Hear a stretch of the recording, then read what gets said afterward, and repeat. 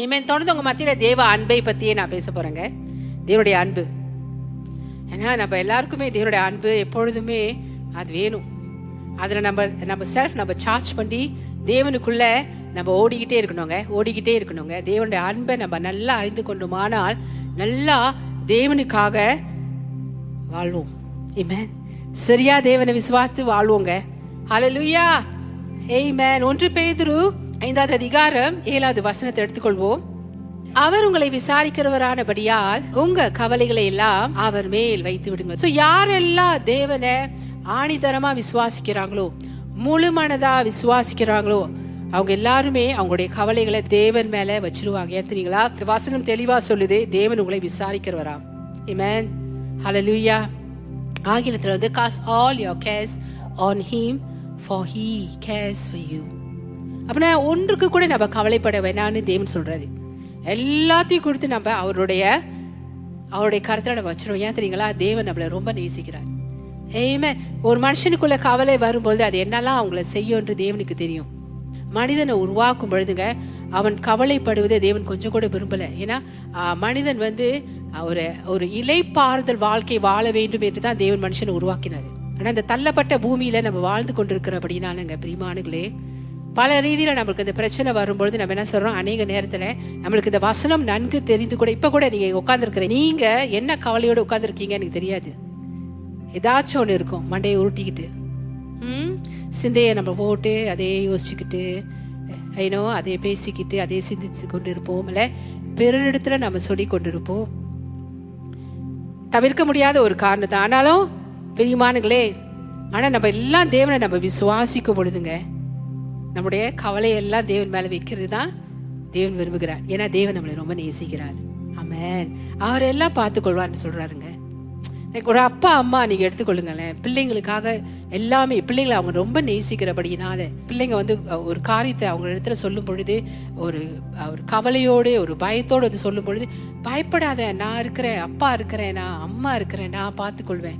நம்ம சொல்லுவோம்ல நம்ம பிள்ளைங்களை பார்த்து நம்ம சொல்றது போல. அப்ப இதை காட்டி நம்ம பரமபிதா நம்முடைய தேவன் நம்மளை உண்டாக்கினவர் இன்னும் எப்படிங்க, ஏன்னா அவரால் அற்புதம் செய்ய முடியும். நமக்கு அந்த பிரச்சனையை ஒண்ணுமே இல்லாம எடுத்து போட முடியும். அந்த கவலை இல்லாம சந்தோஷத்தை அவரால் நம்ம வாழ்க்கையில உருவாக்க முடியும். அது எப்ப நம்ம முழு மனதோடு அந்த கவலையை அவர் மேல வைக்கும் பொழுது.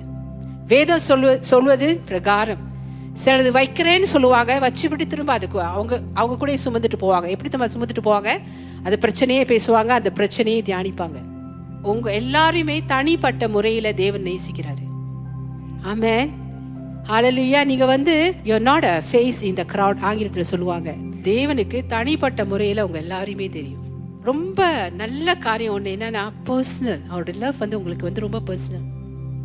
ஒருத்தர் நம்ம ரொம்ப நேசிக்கணும்னு நம்ம விரும்புவோம்ல, ஆனா நம்ம வந்து சம்டைம்ஸ் அந்த நபர்கிட்ட இருந்து நம்ம எதிர்பார்ப்போம், எனக்கு கிடைக்காது. ஆனா தேவன்ட்டு அது ரொம்ப இருக்குங்க. நான் உன்னை நேசிக்கிறேன்னு தேவன் அவனுக்கு அனுப்பிக் கொள்றாரு. எத்தனை பேர் அதை ரிசீவ் பண்ணிக்கிறீங்க? எஸ், வார்த்தையின் மூலமாய்.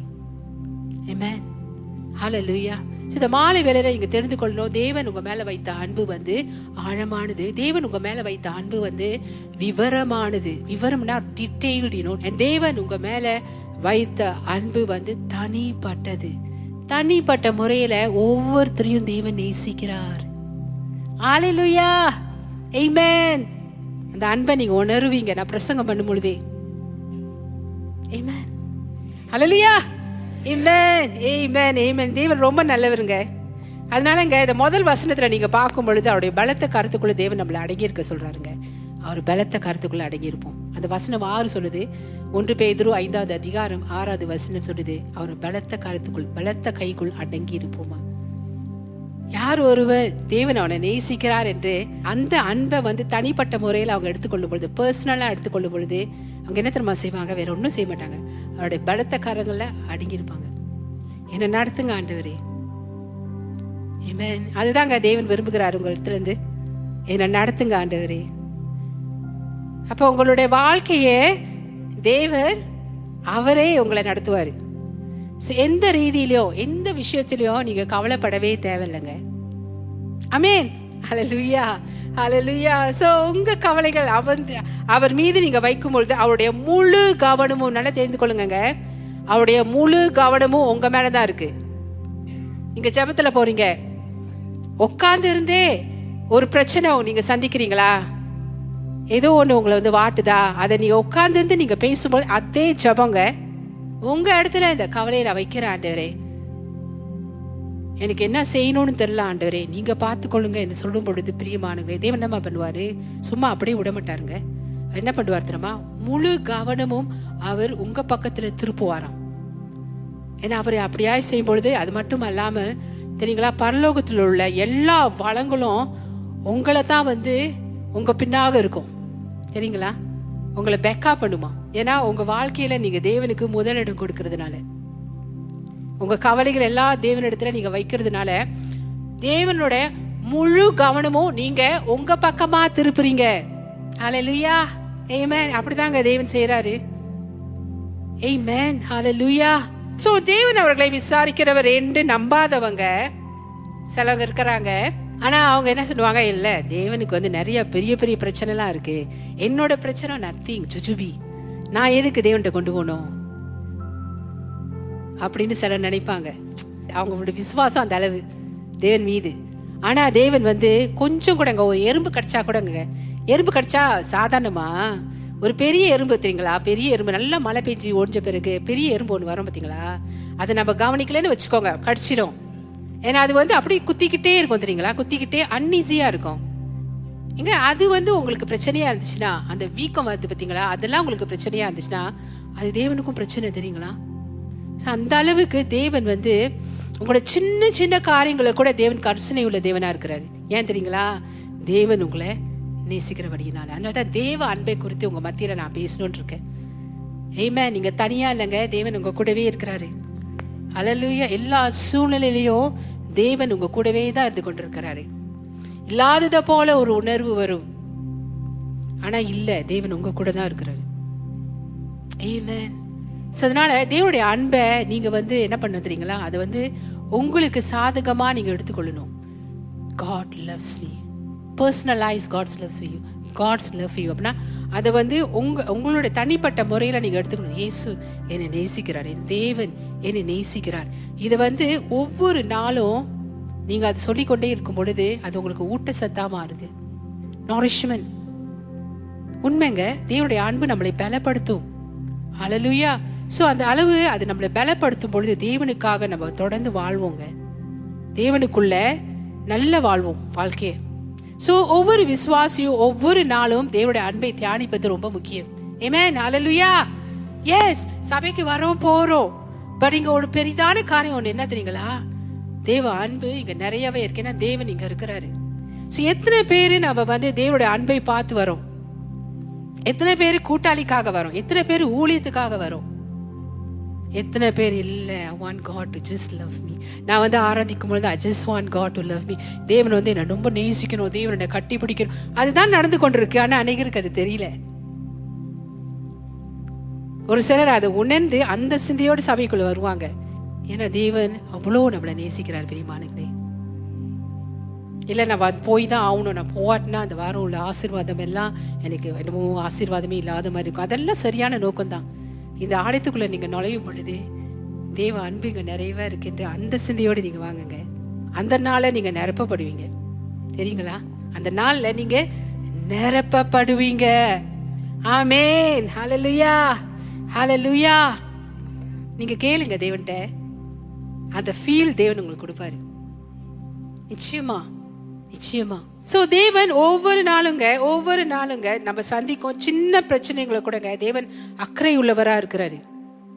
இது எதுக்கு நான் தேவன்கிட்ட கொண்டு போகணும், இந்த பிரச்சனை எதுக்கு தேவன்கிட்ட கொண்டு போகணும் அப்படின்னு நம்ம நினைக்கவே கூடாது. எல்லாத்துலயும் தேவன் வந்து கருணை உள்ள தேவனா இருக்கிறார். நல்லா தெரிந்து கொள்ளுங்க, அக்கறை உள்ள தேவன். ஏன் தெரியுங்களா, தேவனுடைய அன்பு வந்து அவ்வளோ ஆழம், அவ்வளோ தேவனுடைய அன்பு வந்து ரொம்ப விவரமானது. விவரங்க, விவரம். நம்ம கொஞ்சம் தான் ஃபீல் பண்ணிட்டு இருக்கோம் தெரியுங்களா, நம்ம கொஞ்சம் தான் ஃபீல் பண்ணிட்டு இருக்கோம். அது உண்மையிலே வந்தா அந்த அழுவையை நம்மனால நிப்பாட்ட முடியாது. தேவன் உங்களை நிரப்பும் பொழுது அவரோட அன்பினால உங்க வாழ்க்கை மாறும். உங்க வாழ்க்கை மாறும். தேவனுக்காக நீங்க வாழ்வீங்க. ஆமென். ஹல்லேலூயா, ஹல்லேலூயா. தேவன் அவ்வளோ நல்லவர் பிரியமானங்களே. ஸோ சின்ன சின்ன காரியங்களை கூட தேவன் வந்து கருணை உள்ள தேவனா இருக்கிறாரு. எடுத்துக்கொள்வோமா? லூக்கார் 12வது அதிகாரம் 7வது வசனம். உங்கள் தலையில் உள்ள மயிர் எல்லாம் எண்ணப்பட்டிருக்கிறது, ஆகையால் பயப்படாதிருங்கள். அநேகம் அடைக்கலான் குருவிகளை பார்க்கிலும் நீங்கள் விசேஷித்தவர்களா இருக்கிறீர்களோ. ஹல்லேலூயா. இயேசு சொல்றாருங்க, பயப்படாதிருங்கள் அப்படின்னு சொல்றாரு. அநேக அடைக்கலான் குருவிகளை காட்டிலும் நீங்க விசேஷித்தமானவர்களா. இயேசு சொல்றாருங்க, நீங்க விசேஷித்தவர்களா இருக்கிறீங்களா. எத்தனை பேர் உங்க செல்வ ஒவ்வொரு நாளும் விசேஷித்தவர்களாய் பாக்குறீங்க? இல்ல இங்க உட்கார்ந்து தானே சொல்றீங்க. நான் சொல்றதுனால ஏமேன்னு சொல்றீங்க. நாளைக்கு நாளானிக்கு இங்க இயேசுவே சொல்றாருங்க, நீங்க விசேஷித்தவர்களா இருக்கிறீங்கன்னு. இன்னும் இயேசுப்பே சிலுவையில இவங்களுக்காக மரிக்கல தெரியுங்களா பிரியமானங்களே. சோ நீங்க இங்க பாத்தீங்கன்னாங்க, உங்க தலையில் உள்ள எல்லா முடியும் தேவன் வந்து எண்ணி இருக்கிறாரா பாருங்க. ஒரு நபர் மீது எவ்வளவு பாசம் வச்சால, ஒரு பிள்ளைங்க மேல நீங்க வச்சுக்கோங்க, நம்ம பிள்ளைங்க மேல எவ்வளவு பாசம் வைக்கிறோம். ஆனா நம்மனால அவங்க தலையில எவ்வளவு முடி இருக்குன்னு எண்ண முடியாதுங்க. அது முடியாத காரியம். ஆனா தேவனுக்கு நம்ம தலையில எல்லாம் எவ்வளவு முடி இருக்குன்னு தெரியும். எவ்வளவு கொட்டுது, எவ்வளவு முளைக்குது, எல்லாமே அவருக்கு தெரியுங்க. இதுதான் அவருடைய அன்பை காட்டுது. அப்பனா சின்ன சின்ன விஷயத்துல தேவன் உங்க மேல எவ்வளவு கருணை உள்ளவரா இருக்கிறார் என்று இது காட்டுது. இது விளக்குதுங்க இந்த வசனம். ஆமென். ஹல்லேலூயா. அது எல்லாமே தேவனுக்கு தெரியுமா? எவ்வளவு இருக்கிறது என்று தேவனுக்கு தெரியுமா? உங்க தலையில எவ்வளவு முடி இருக்கு என்று தேவனுக்கு தெரியுமா? எவ்வளவு கொட்டுதுன்னு தெரியும், எவ்வளவு முளைக்குதுன்னு தெரியும். தெரியுங்களா? ஏன்னா அது கொட்டும் பொழுது ஏன் கொட்டுது, ஐயோ கொட்டக்கூடாது, ஐயோ கொட்டுது, ரொம்ப கொட்டுது, ரொம்ப கொட்டுது நீங்க சொல்லாதீங்க. தேவன் உங்களை நேசிக்கிறபடினால பிரியமானங்களே, நீங்க சொல்லுங்க, என்னோட தலையில் உள்ள எல்லா முடியும் இன்னும் நிறைய வளர்வதாக, இன்னும் நிறைய வளர்வதாக. இங்கிலீஷ்ல வந்து my hair shall grow and multiply in Jesus name. என்னோட தலையில் உள்ள முடியெல்லாம் இன்னும் நிறைய வளர்வதாக இயேசுவின் நாமத்துல நீங்க சொல்லுங்களேன், அது நிறையவே வளரும். ஆமென். ஹல்லேலூயா. சோ பிரியமானவர்களே, சோ நீங்க பாருங்க, சின்ன சின்ன காரியங்களை கூடங்க தேவன் வந்து நம்ம முடி எவ்வளவு இருக்குன்னு நம்ம அவர் தெரிஞ்சு வச்சிருக்கிறாருன்னா, இவ்வளவு முடி நம்ம தலையில இருக்குன்னு அவர் ஒவ்வொருத்தருக்கும் எவ்வளவு முடி உங்க தலையில இருக்குன்னு தேவனுக்கு தெரியுங்க. அதனால தேவன் வந்து சின்ன சின்ன விஷயங்கள்ல உங்க வாழ்க்கையில ரொம்ப கருணை உள்ள தேவனா இருக்கிறார். தெரிந்து கொள்ளுங்க. ஒரு பிரச்சனையை சந்திக்கும் போது உடனே நம்ம மறக்கிறது யார் தெரியுங்களா? தேவனை தான். தேவன் என்ன நேசிக்கிறார். அந்த நேரத்துல வராது, அந்த பிரச்சனை தான் பெருசா தெரியும். நம்ம மேல அவ்வளவு கருணை உள்ள தேவனா இருக்கிறபடினாலுங்க எந்த பிரச்சனை போது வந்தாலும் கூட பயப்படாதீங்க பிரியமானங்களே. தேவன் சொல்ற பார்த்தீங்களா, பயப்படாதீர்கள், நீங்க குருவிகளை காட்டும் விசேஷமானவர்களாம். எந்த பிரச்சனையோ எந்த இதை நீங்க சந்திக்கவும் கொடுமானால் பிரியமானங்களே, பயப்படாதீங்க, நீங்க விசேஷித்தமானவர்கள். தேவன் உங்க கூட இருக்கிறார், தேவன் உங்களை நேசிக்கிறாரு. நிச்சயமா அந்த பிரச்சனையிலிருந்து நீங்க வெளியாவீங்க. ஹல்லேலூயா. அந்த பிரச்சனை வந்து அப்படியே ஒன்றும் இல்லாம போகும். ஆமென். நம்ம பரமபிதா இவ்வளோ அன்பு நம்ம மேல வச்சிருக்கிறாரு. இந்த வசனங்களை வைத்து, இந்த வார்த்தைகளை வைத்து தேவனுடைய அன்பை நீங்க தியானம் பண்ணுங்க. உங்க மேல தேவன் எவ்வளவு அன்பா இருக்கிறார் என்று. விசேஷம். ஹல்லேலூயா. ஸ்பெஷல்ங்க. ஆமென். பிரியமானவர்களே, இங்க இயேசு இருதயத்தை நம்ம அறிந்து கொள்ளலாங்க. இந்த வசனத்துல இயேசுவோட இருதயத்தை நீங்க அறிந்து கொள்ளலாம். அப்படின்னா நம்மளுடைய அப்பா பிதா, அவருடைய இருதயத்தை நீங்க அறிந்து கொள்ளலாம். இங்க தேவன் அதை வெளிப்படுத்துறாரு. அவர் உங்களை எப்படி பாக்குறாரா? விசேஷித்தமானவர்களா பாக்குறாரு. உங்களுடைய ஒவ்வொரு பிரச்சனையுங்க அவருடைய பிரச்சனையா பாக்குறாருங்க. உங்களுக்கு ஒரு பிரச்சனைனா அது அவருக்கு பிரச்சனை தெரியுங்களா? நம்ம சாதாரண டயலாக்ல நம்ம சொல்லுவோம்ல, உனக்கு ஒண்ணுன்னா நான் சும்மா இருக்க மாட்டேன். நம்ம வீர பேச்சுகள். உண்மை தானே? நான் சொன்னது சரியா இல்லையா? இருக்கு தானே? அப்படின்னு ஒரு டயலாக் இருக்கு தானே? நம்ம தேவன் சும்மாவே இருக்க மாட்டாருங்க. ஆனா நம்ம சம்டைம்ஸ் அதெல்லாம் மறந்து விடுவோம். அதெல்லாம் நம்ம மறந்து விடுவோம். நமக்கு ஒண்ணுனா தேவன் சும்மா இருக்க மாட்டாரு. உடனே அங்க வராருங்க நம்ம உதவி செய்யறதுக்கு. உடனே அங்க வந்து சேருவார். ஹல்லேலூயா. சோ அதனால தேவனுடைய அன்பை நம்ம வந்து என்ன படுத்தக்கூடாது தெரியுங்களா? பொதுமைப்படுத்தக்கூடாது. எல்லாரையும் தான் தேவன் நேசிக்கிறார். ஓகே, தேவன் நேசிக்கிறார், அவ்வளவுதான். எல்லாரையும் தேவன் நேசிக்கிறார். ஆனா அந்த அந்த அன்பு வந்து ரொம்ப ஆழமானது, அது ரொம்ப விவரமானது. தெரியுங்களா? அது வந்து தனிப்பட்டது. அன்பு ஆழமானது அப்படின்னா அது என்ன ஆழம்? அன்பு விவரமானது அப்படின்னா அது என்ன விவரம்? அன்பு தனிப்பட்டது அப்படின்னா என்ன தனிப்பட்டது? அது யாராச்சும் ஆராய்ச்சி செய்றீங்களா? ஆமென். அதுதான் உங்க மத்தியில நான் சொல்லிட்டு இருக்கேன். இதை நீங்க செஞ்சீங்கன்னா உங்க வாழ்க்கை மாறும். எப்போதுமே தேவனுடைய அன்பு உங்க மேல இருக்கு. தேவன் உங்களை எப்போதுமே நேசித்து கொண்டே தான் இருப்பாரு.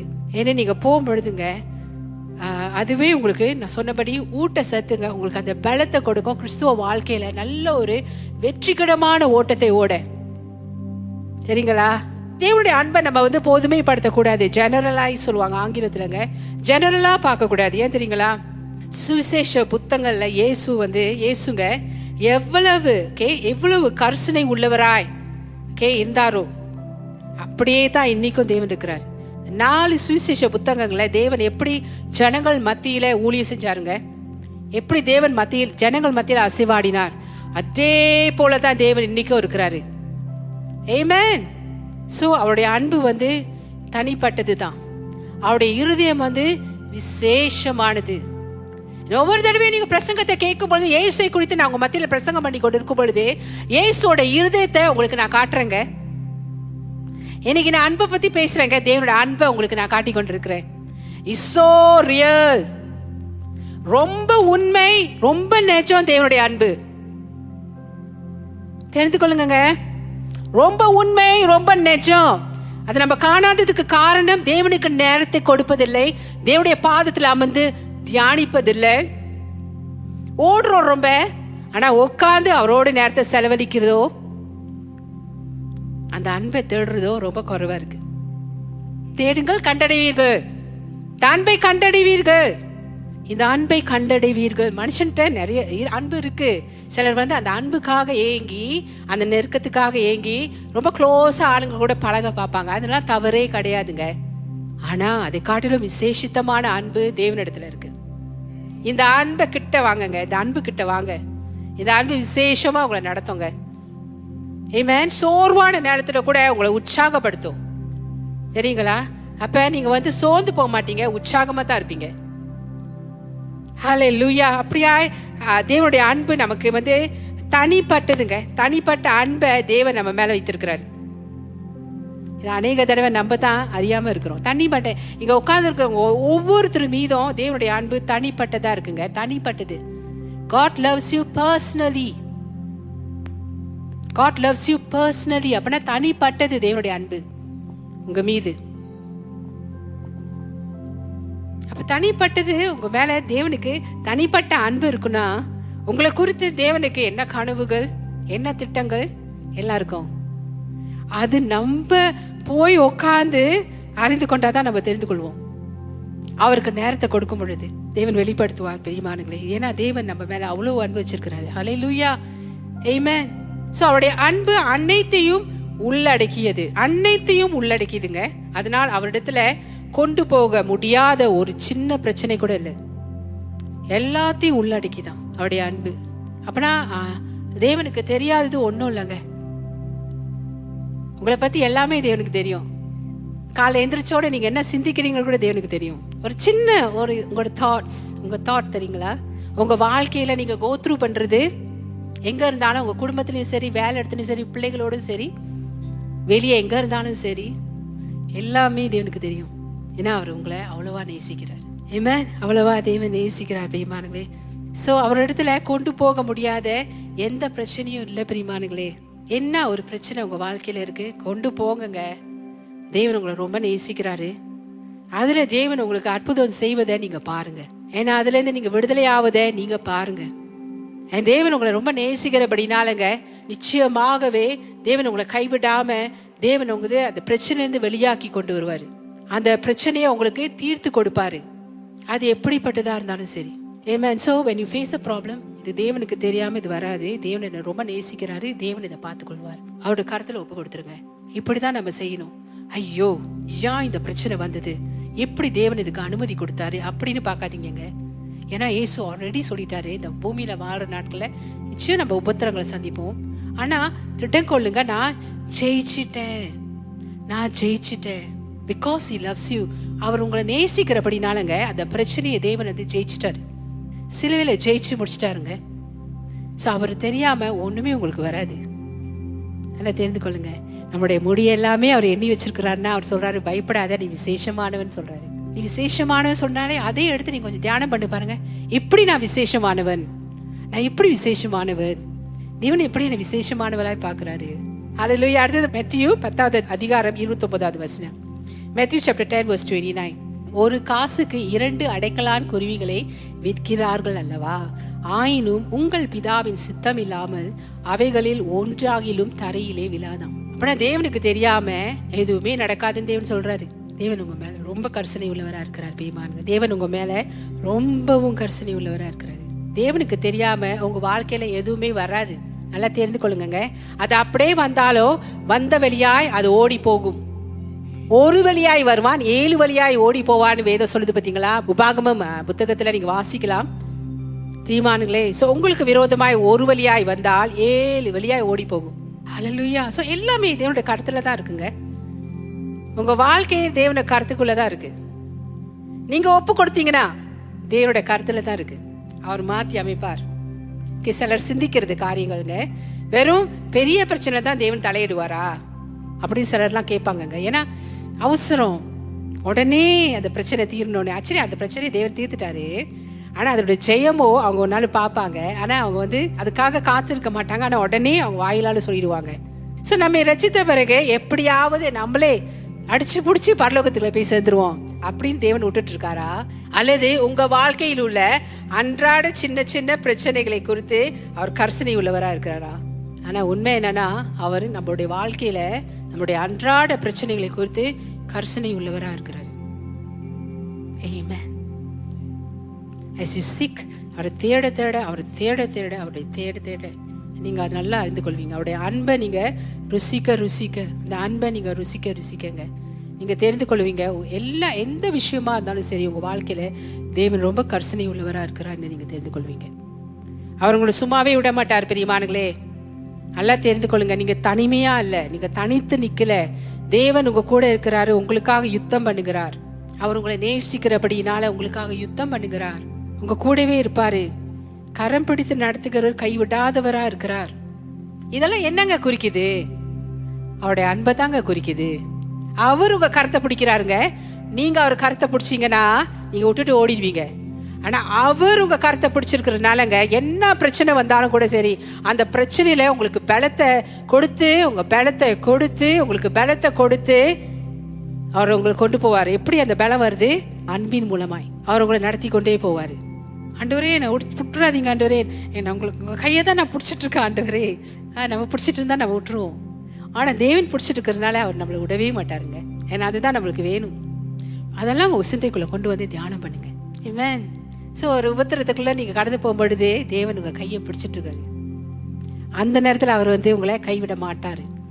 ஒரு பண பிரச்சனையில நீங்க கடந்து போய் கொண்டிருக்கும் பொழுது, வியாதி ரீதியிலையா, ஒரு வேதனை ரீதியிலையா, எந்த இதுல நீங்க கடந்து போய் கொண்டிருக்கும் பொழுதுங்க, அதன் மத்தியில தேவன் உங்க கரத்தை பிடிச்சிட்டு இருக்காரு. ஏன் தெரியுங்களா? உங்களை நேசிக்கிறாருங்க, உங்களை நேசிக்கிறார். பிரியமான, அதனால நம்ம தேவன் நம்மளோட வாழ்க்கையில் உள்ள அன்றாட சின்ன சின்ன பிரச்சனையில கரிசனை உள்ள தேவனாய் இருக்கிறார்.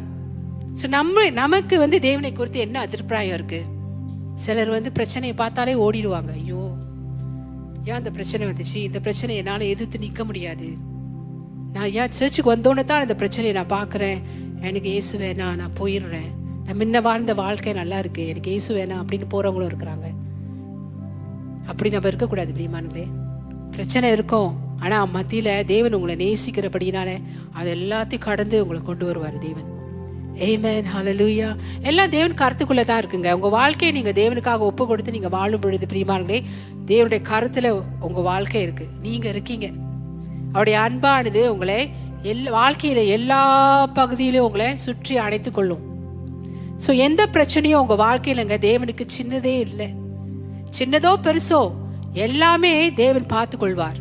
எதெல்லாம் உங்களை வருத்துது அது தேவனையும் வருத்தும். நிச்சயமா நம்ம சாதாரண பெற்றோர்களே நம்ம பிள்ளைங்களுக்கு ஏதோ ஒரு கவலை இருக்கும் பொழுது, ஏதோ ஒரு பிரச்சனை இருக்கும் பொழுது அது வருத்துவதை நம்ம பார்க்கும் பொழுதுங்க, அதனால அவங்க கவலைப்படுவதை நம்ம பார்க்கும் பொழுது, கண்ணீர் வடிப்பதை நம்ம பார்க்கும் பொழுது நம்மளுக்கு எப்படி இருக்கும்? ஏற்றுக்கொள்ள முடியாது தானே. ஐயோ, என் பிள்ளை கஷ்டப்படுதே. அப்ப நம்முடைய அப்பா நம்மளை சிருஷ்டித்த தேவன், நம்மளை அழைத்தவர், நம்மளை தெரிந்து கொண்டவர், நம்மளை ரட்சித்தவர் சும்மா விடுவாரா? இல்லவே இல்லைங்க. ஹல்லேலூயா. தேவன் அவ்வளோ நல்ல தேவனை நம்ம வணங்கி கொண்டிருக்கோம் பிரியமானங்களே. ஏன் தெரியுங்களா? யோவான் 10வது அதிகாரத்தை எடுத்துக்கொள்வோம். 3வது வசனம், 14வது வசனம். வாசலை காக்கிறவன் அவனுக்கு திறக்கிறான், ஆடுகளும் அவன் சத்தத்துக்கு செவி கொடுக்கிறது. அவன் தன்னுடைய ஆடுகளை பேர் சொல்லி கூப்பிட்டு அவைகளை வெளியே நடத்தி கொண்டு போகிறான். அவன் என்ன பண்றானா? மேய்ப்பன் என்ன சொல்றானா? அவன் தன்னுடைய ஆடுகளை பேர் சொல்லி கூப்பிட்டு. நம்ம எல்லாருடைய பேரும் தேவனுக்கு தெரியுங்க. நம்மளை பேர் சொல்லி தான் கூப்பிடுவாரு. என் பிரியமே நீ ரூபவதி, எழுந்து வா உன் நேசரை சந்திக்கவே. என் பிரியமே, உங்க பேரை சொல்றாரு. நீ எழுந்து வா என்னை சந்திக்க, தேவன் சொல்றாருங்க. நம்முடைய பேர் சொல்லி நம்மளை அழைக்கிறாராங்க நம்மள ஆண்டவர். அவர் நம்மளை நேசிப்பதற்கு அனுமதி கொடுப்போம் பிரியமானவர்களே. Allow God to love you, not you try to love him. நீங்க அவரை நேசிக்க பார்க்காதீங்க. நான் உங்களை நேசிக்கணும் நேசிக்கணும் நேசிக்கணும். நீங்க இன்னும் அதிகமா எப்படி தெரியுங்களா அன்பு கூற முடியும்? அவருடைய அன்பை நீங்க ரிசீவ் பண்ணிக்கணும்.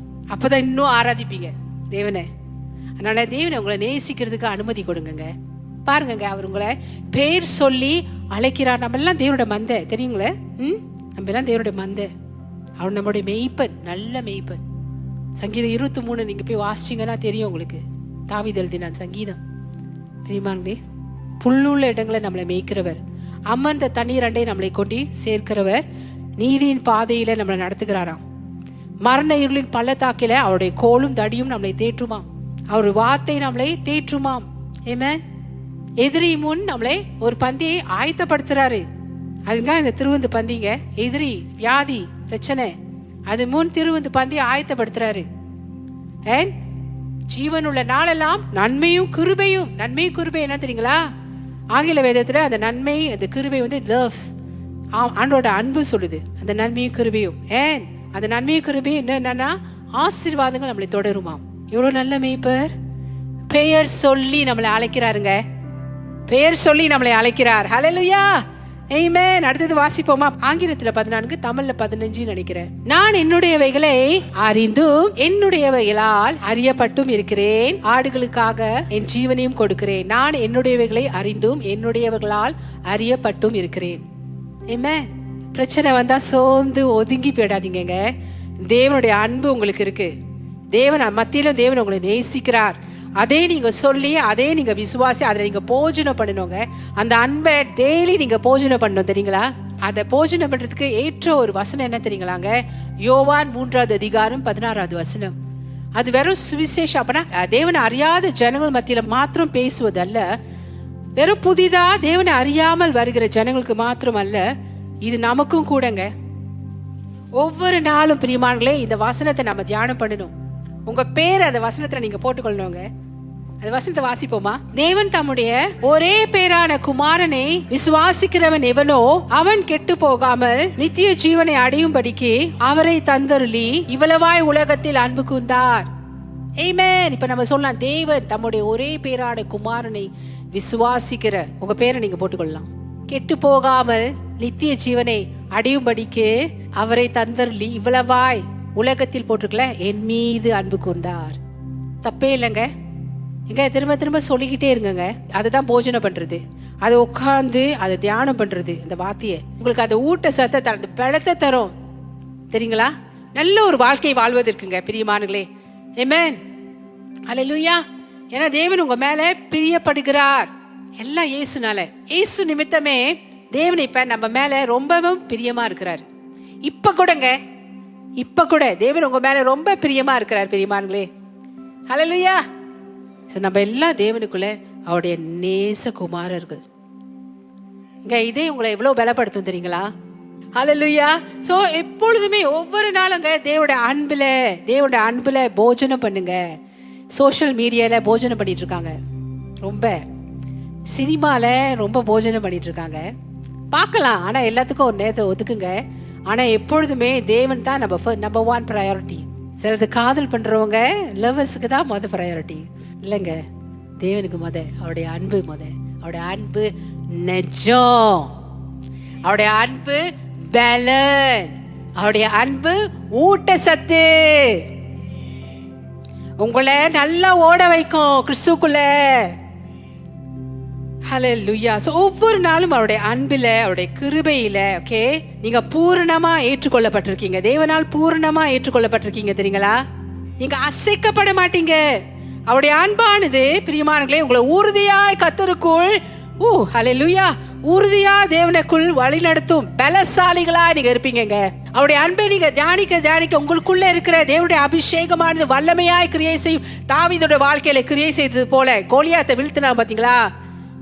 ஆமென். அவன் 1-to-1 சந்தித்தான் கோலியாத்தை.